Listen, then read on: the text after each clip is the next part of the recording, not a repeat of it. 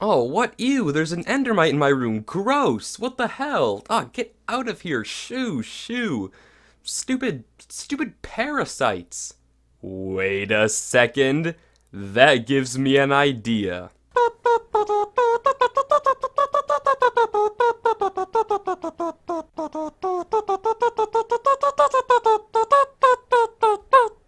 Hello Internet, welcome to Wifies, the show that can't bear to stay away from lore like a parasite to your brain. But more on that later. As we've covered multiple times on this channel, Minecraft lore is a pretty deep rabbit hole. If you know where to look, the game is full of unsolved mysteries, such as the giant fossils underneath your worlds, the creators of the nether fortresses, and the origin of the Endermen. And it's actually that last one that I'm gonna talk about today. In Minecraft's lore and storyline, there's probably no more intelligent and important creature than the Endermen. They're the focus of so many theories, yet I don't think we actually have a concrete answer as to what they are. And that is the topic of today's video. What are the Endermen?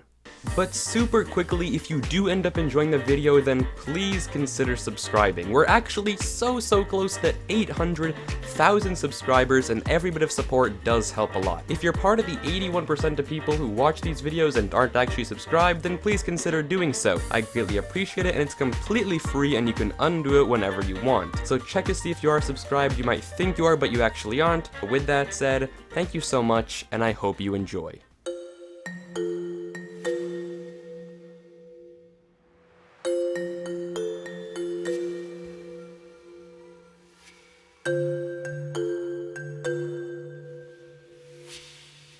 Across every major theory about Minecraft's lore, one aspect remains consistent.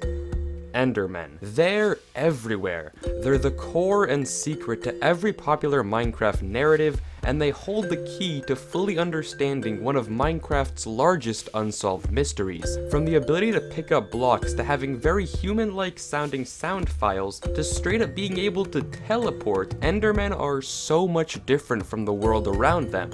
So, what are they? To start off, I think it would help to briefly compile a list of all the notable aspects that make Endermen so interesting and different. Thing number one is obviously teleportation. Apart from the shulker, which doesn't seem able to control itself, Endermen are the only mob in the game that can naturally teleport. They're the only mob that can be found in every single dimension. But how do they do it? What gives them that power, and how does teleportation work? The second noteworthy thing is their human-like characteristics. The Endermen can place and break blocks like the player, and their sound files seem oddly human. Here's an example. Maybe they share some connection to us as Steve. The third notable thing about the Endermen is the regression mechanics. The Endermen will only attack the player if we look directly at them, but won't attack us if we wear a pumpkin. And more interestingly, while they're often classified as a passive mob, this isn't true at all. Endermen will unconditionally be aggressive towards endermite, small pests that just lay around and exist. Endermen will attack them for seemingly no reason. It's the only mob in the game they're aggressive towards. Why is this?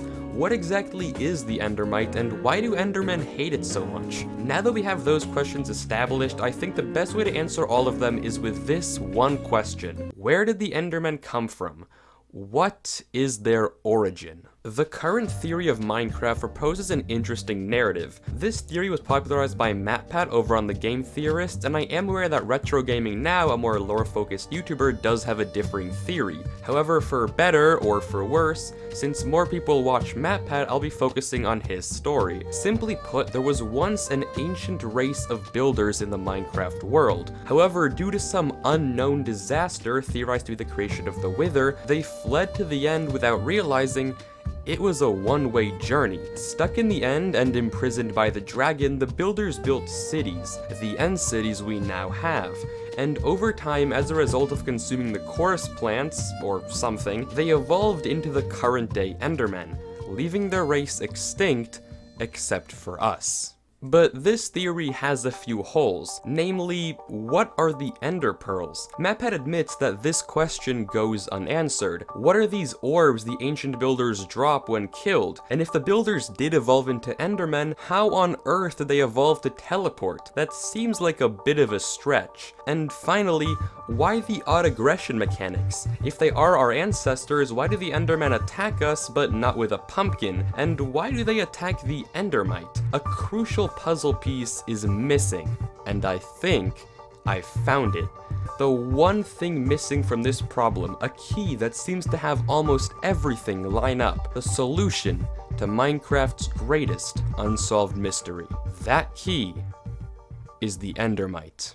What do we know about the endermite? The endermite is one of the more uncommon mobs in Minecraft. The only way to get it to spawn is to throw a pearl, and when you do, there is a 5% chance that an endermite just poofs into existence. It doesn't spawn naturally anywhere else. Even weirder than that though is its despawn mechanic. Most mobs, if in an unloaded chunk, will despawn after a set amount of time. However, if you look at them, that mob isn't going anywhere. The one exception though is the endermite. No matter what, even if you look directly at it, after 2 minutes of just existing, the endermite will begin to swirl and then just poof out of existence. It will vanish in a burst of particles as if returning somewhere. And it's the only mob that does that. Definitely very strange. Finally, the endermite itself has some weird aggression mechanics. It will attack the player perfectly fine but seems to have no problem with endermen. It won't aggress unless it's hit. It's a very strange relationship where one party wants to slaughter the other while being passive to everything else, while the other, while being aggressive, won't put up much of a fight. And it's this interaction with the endermen that leads us to an answer. It's worth noting that the particles emitted by endermen and endermite are the same as those produced by a nether portal, as if teleportation and interdimensional travel are somehow related. Picture this. If I set up a nether portal in the overworld and go through it, each block I walk in the nether is equivalent to 8 blocks walked in the overworld. And once I leave the nether in a new portal, I'll appear some blocks further. So if I were to do this process insanely fast, construct a nether portal, go through, and come out 8 times as far, to an onlooker who had no idea what just happened, it would look like I teleported. Granted, there would be a portal behind me, but they still wouldn't know what that was. Now, consider this. What if it's the same thing for endermen? What if whenever they teleport, they're just traveling to an in-between dimension, another realm that they walk through and then come out of a few blocks later? And what if the endermites live in this pocket dimension? This in-between world is infested with these little pests, and whenever enderman access it to teleport, some endermites latch on, sort of like trans-dimensional hitchhikers, and then travel with the endermen back to our world. This is even more confirmed when you consider that for a couple of weeks after they were added, endermites could also actually spawn when an enderman teleported. However, this feature was removed in the weeks after it was added for seemingly no reason, although it did exist. Furthermore, once being in another dimension for long enough, the endermites inevitably return to the pocket dimension they came from, hence their odd despawn mechanic. And you may think this sounds like a bit of a stretch. I mean, a pocket dimension of endermite? That's kind of absurd. Well, this isn't just a what if. Dinnerbone, one of the head developers of Minecraft, actually confirmed this and said it was intentional. In an interview with the Minecon Earth panel in 2017, he said this. We could play on the teleportation mechanic. Like, that was the key point of Endermen. And so what if, whenever they're teleporting, they're kind of going through this extra dimension that has all this bad stuff in them, such as endermites. And whenever they do teleport in, they leave some of this bad stuff behind with them. So this seems to confirm our theory, but so what? We now know how teleportation works, but that doesn't explain how endermen can do that in the first place. Well, this relationship goes much further than just trans-dimensional hitchhikers. The endermites, they're trans-dimensional parasites.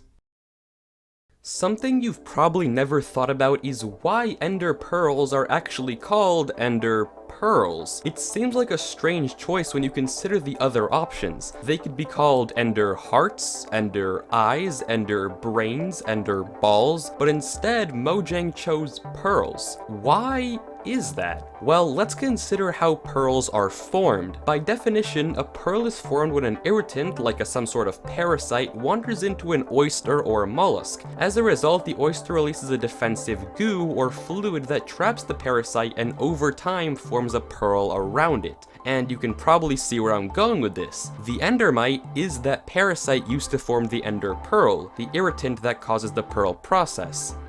And the oyster?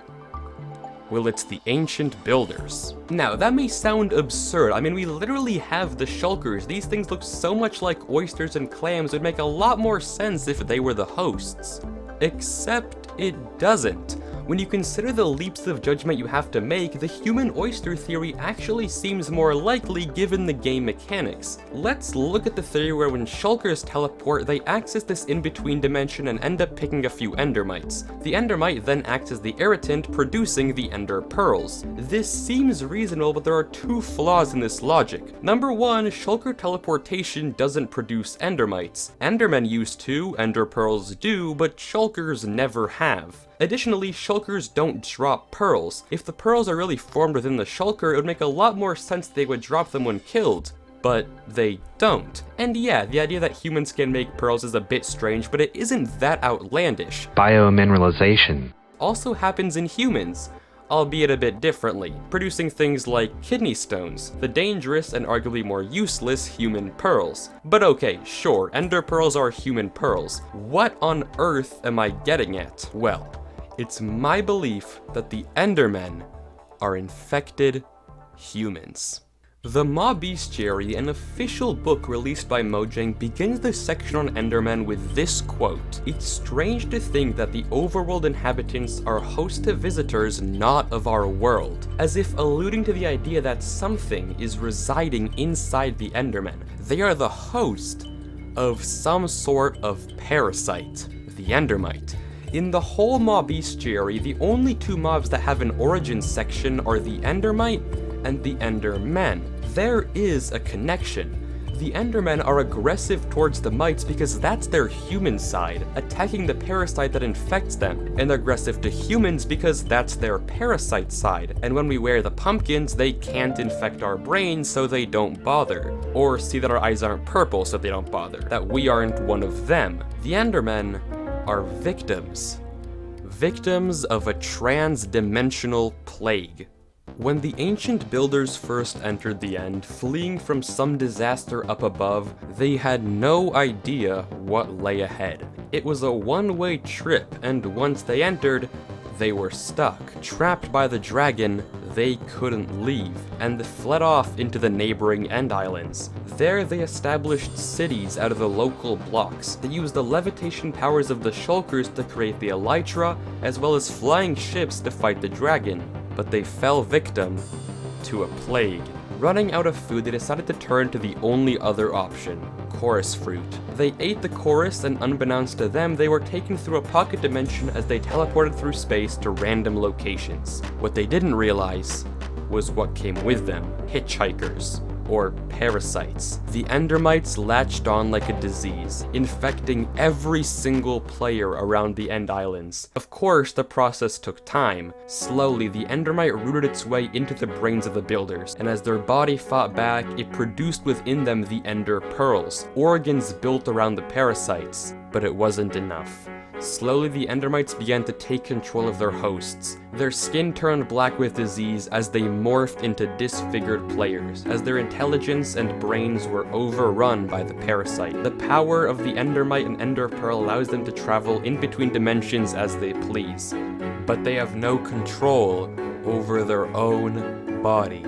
Some tried to escape, to flee on the end ships, bringing with them potions of healing, but they could barely get anywhere. They were only able to travel so far, and with no food apart from chorus, also fell victim to the endermites. It was starve or be controlled. And then the race of ancient builders was no more. Completely infected by the endermite, all that remains are semi-intelligent beings. Skinnier, darker, longer, but still retaining some human characteristics, like the ability to place blocks and communicate.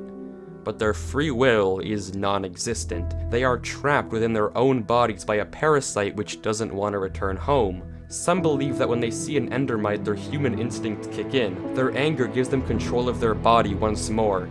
The more cynical ones believe it's also just the parasite acting, fighting for dominance. And when they see another human, they don't miss their chance.